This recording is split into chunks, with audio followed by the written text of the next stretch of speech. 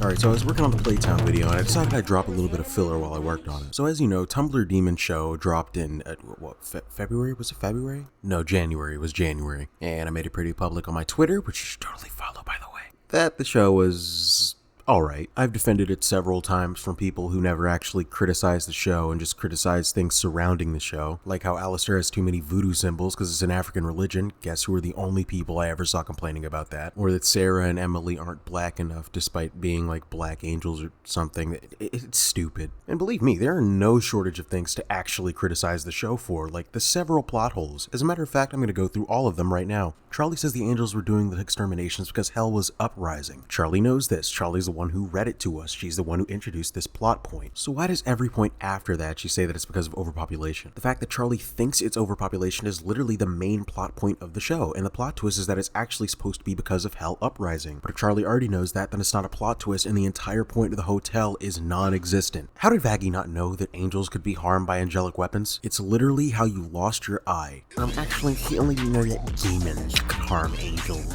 Then that's the fault of the show for not explaining that better. Actually, how did Luke not know that? You're the one who did it. And Adam literally watched it happen. How do the demons not know this? Exterminations have been happening over 10,000 years, and each time the angels leave their weapons. It's how Carmine gets them, and she sells them to other people. You're telling me that none of them have thought in a desperate situation to use a powerful weapon they bought against the people trying to literally execute them. How did Serpentis get redeemed? Like, we didn't even get any indicator on what the hell redemption even means, let alone how Serpentius did it. Yeah, sure, I guess you could say that it's going to be revealed in season 2, but you can't hinge the entire premise of your show on a season 2 cliffhanger. And if Serpentius was improved so much, then why did Charlie even use angel dust as her example to heaven as to how demons can be redeemed? Ooh, but Charlie didn't know that he was getting redeemed. Yeah, I know that, but you know, he clearly made more progress than Angel. Why did Charlie get rid of her BBL? Is she stupid? See, I don't think the show is the worst thing I've ever seen, but it's definitely a poorly written slogfest that I can't imagine anybody getting emotional over. Everybody except Morgan Terry. Morgan Terry has a reaction channel that reacts to cartoons or something, I don't know, I only really watch the videos where she's bawling her fucking eyes out over Hazbin Hotel. A reaction channel that actually blocked me on Twitter, which is still very funny to this day. Despite having nearly 100,000 subscribers, the only thing she's actually known for is crying over Hazbin Hotel. I'll play the clip for you now. No, please no. I don't know. I really think you can have the Lucifer's little bitch. No, I'm sorry. I don't want you to hurt. I really don't. I don't want you to hurt. You can't do anything. I don't. Or have you forgotten that? And there's just one God damn it. When I say come, you say yes. When I say you're fucking 20 times before lunch, you say yes. When I say not the voice breaking. Wait, why did you just take out voice acting? Oh my god. Get that fucking out of my studio. You say you're lucky you make money. Now you're gonna go get rid of her and then filming all night. Got me? Yes. Now go. Where's my goddamn fucking flash water? Where is it? I can't do this, man. I can't fucking do this.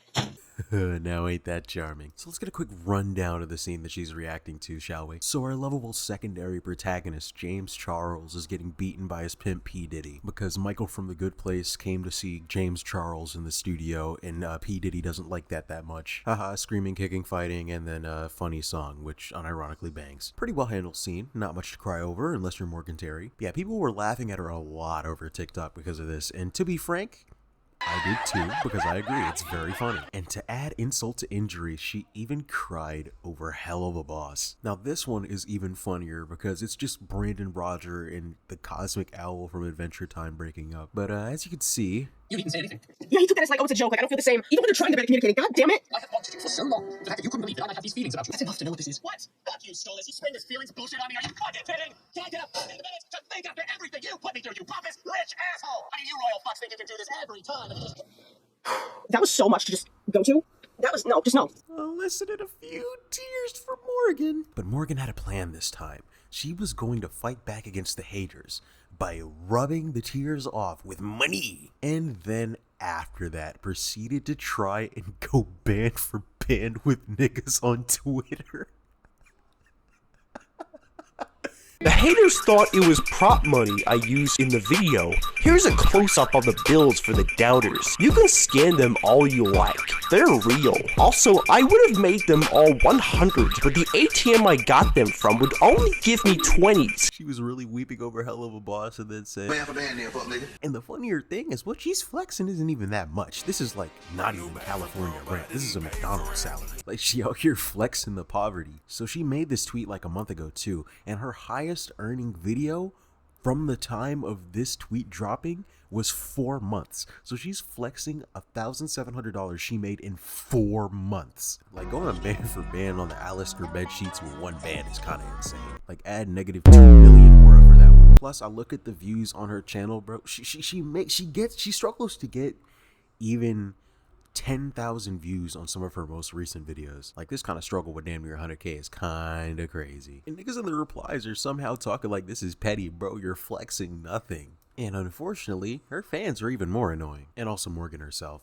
In my opinion, it's embarrassing to get so worked up over somebody showing emotions. Like, if you're emotionally stunted, that's a you problem, buddy. The fact that these people think that genuinely, if you're not fucking bawling your eyes out over this scene, that you just don't have emotions, instead of the fact that, I don't know, you know, I'm a grown-ass man. Like, let's not get it wrong. Like, I've teared up in my fair share of media. Like, bro, Mob Psycho, that last scene where Mob finally cried for the first time. Like, me too, little bro, me too. But I was never all and screaming at my PC. Nah, but you must have a cold, dead heart if a piece of media has never moved you enough to make you cry. Again, not saying I never have, but more often than not, if you are a grown adult, this show is not gonna have you crying. You clearly are a broke-ass bitch and won't see that amount of money from a year to the next. Hating on someone for showing emotions makes you a worthless human being. Like, do these people really think that $1,700 is that much money? All right, let's calculate this a little bit real quick. So, a normal employee at like McDonald's or whatever is going to make $16 an hour. All right, now we're gonna do an 8-hour workday for each time. So we multiply 16 by 8. We got 128. All right. So let's just say if we're working 4 weeks, it's a month. All right, we're gonna take out all the weekends. So we're gonna leave that as 5 days. So that's 20 full work days. Multiply 20 by 128.